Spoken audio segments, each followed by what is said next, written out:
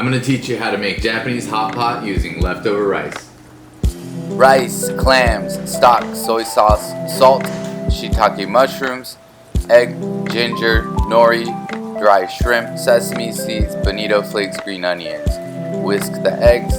We're going to chop up the shrimp, nori, crumble it, turn it into little bits. Ginger and clams in a hot pot is a classic for me, so I'm always going to put that in. Mushrooms, it can be any kind of mushrooms, enoki as well, and some greens. We're going to grab the rice, wash the starch off. I added a link to the stone pot underneath. Once it's drained through, let's get our clam stock ready. Sake, clams, cook them through. Once the clams are open, we're going to add that dashi and chicken stock, take the clams out, add our rice. Add salt, soy sauce for flavor.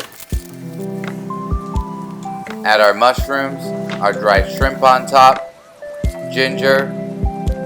We're going to go ahead and add the lid on. Inside you can really put anything in here, whatever you like. Close it up with egg once it comes to a boil. Add that clam back in. I like to do this so it doesn't overcook. Voila, look at that, nicely cooked. We're going to go ahead and get our garnishes that we prepared. Sesame seeds, green onion,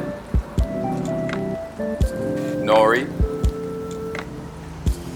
and the bonito flakes.